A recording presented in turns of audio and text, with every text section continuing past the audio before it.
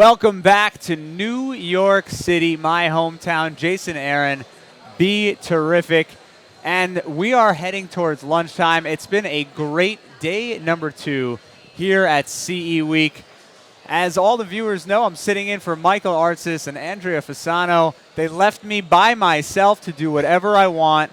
What a gigantic mistake that will turn out to be. But I'm having a ton of fun. And of course, you saw during the commercial break, the commercial for Back in Time, the documentary that I worked on last year, kickstarted to amazing success, and so grateful about that. And that's how I ended up in this chair here on BeTerrific. So check that out on Amazon, iTunes, Netflix, and whatever other digital delivery systems you like to use. But enough about me.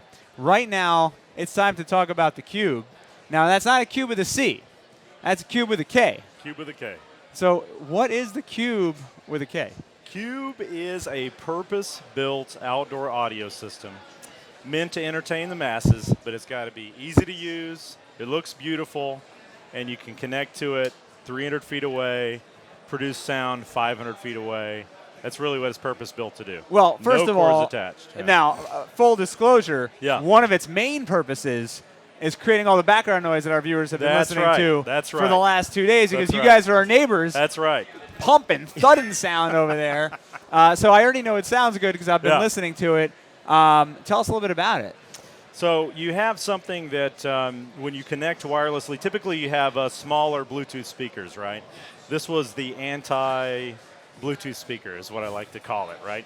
If you're going to go out to a beach, you're going to go out to the back deck of a nice, someone's nice home, or you want to entertain, you either have to use DJ gear, or you got to use something that just doesn't have the capability to project sound outside.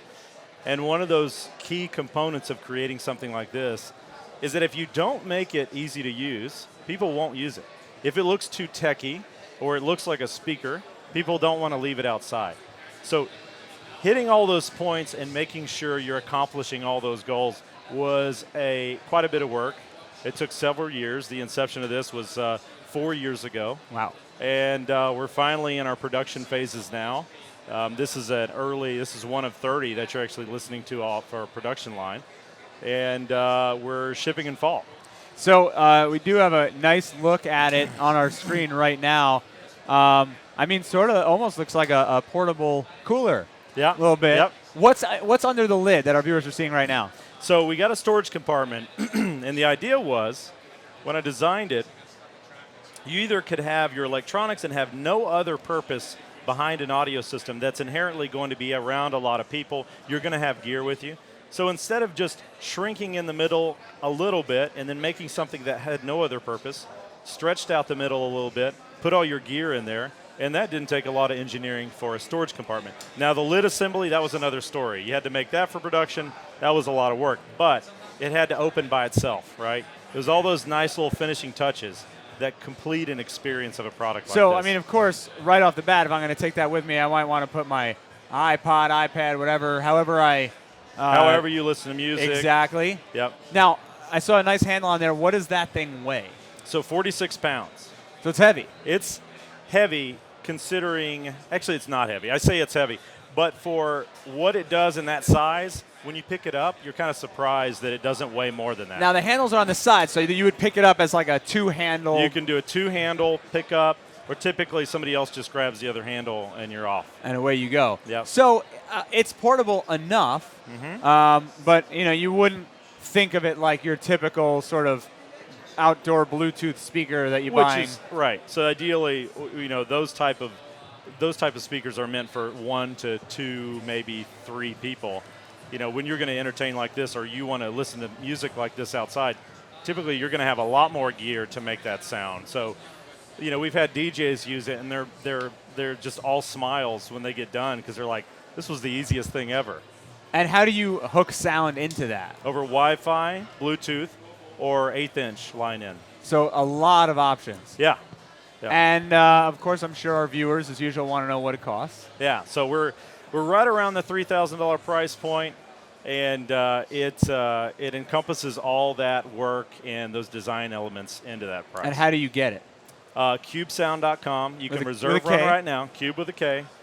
And you can put a deposit down and be first in the line when we ship, which is just a few months away. Wow. Now, let's talk about that because $3,000 for any kind of audio system is on the high end of the spectrum. I mean, most of the people that we've had in here with any type of headphone or speaker product, I don't think anyone's even been above $200. So this is a different type of audio. It's an absolute new category of audio system. And like our viewers know, it's loud.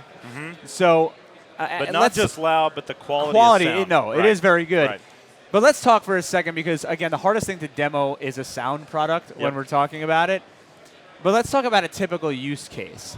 How many people am I putting outside for my outdoor party are going to be able to hear this comfortably loud? I mean, you know, it's a raver, you know. I'm getting all my buddies over. We're getting some neon lights. We're bringing that thing outside, and we want to pump the house music or whatever the kids are listening to nowadays. That's one of them, right? The market is, even if you have 5 people in your backyard, in your back deck, if you want to have nice, smooth, like even sound quality outside, you're not going to get that out of something smaller. Now, so you can turn this thing up 20% out there, and then you have this nice background music. So ideally for this show, for example, we were in here as the music sponsor to provide music, and it was meant to be where you could have a conversation. But yes, I was not aware. We were right next to you guys in the beginning too. I was like, oh, right, a video booth right here. Sweet. But ideally, that's what it's meant to do. Now, this is you guys playing right now, right? Yeah. Right. So how much louder than this? A little bit louder. Probably about 40% louder than that. Even than this? Yes. Oh, yeah. So just to give people an idea, this thing is about 15 feet away from us, behind a wall, projecting the other way, and it's almost loud enough at this point that it's drowning out our conversation and can get 40% louder. Oh, yeah. Yeah. And that's one of those things you were saying, to demonstrate or to show that kind of output in here is difficult because you're standing next to it. It's when you get 300 feet away, 500 feet away, and you still hear this nice sound quality. You go, well, where is this audio system? Where is this located? Right. And the reality is, although we're indoors, this is a good sort of use case for outdoors because it is a very large open space. In fact, you're better off outdoors without being in a large white-walled echo chamber. Right. Absolutely. Outdoors, you know, the echo would dissipate. Here, it's going to keep bouncing everywhere. Very flat sounding. The audio spectrum is very flat, and a lot of that engineering went into not just creating that sound, but making sure you have a acoustic chamber for each driver that can reproduce that sound, carry that sound a long distance, and also, while it being cordless and playing at those volumes for 20 hours, it has to be very energy efficient, which is how we get those figures out of there. Would I want to use this indoors? We have. We've done movies with it. We've done projection systems with it. And the fact they didn't have to run wiring, they didn't have to pay a contractor to do music was very powerful. Is there any reason why I wouldn't want to use it indoors? No. In fact, you'll probably use it and you'll come out smiling going, wow, you know, that experience was a lot different than my standard home stereo system. So it's built for outside, but certainly works inside. Oh, absolutely. Yeah. Well, check this thing out.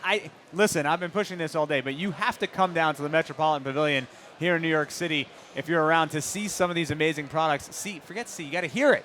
You got to come down and hear it. Check out Kubesound.com to learn more. Pre-order, get in line so you can get one of the first ones off the line when they come out in just a couple days. Stay tuned. We'll be back with more BeTerrific. I'm Jason Aaron.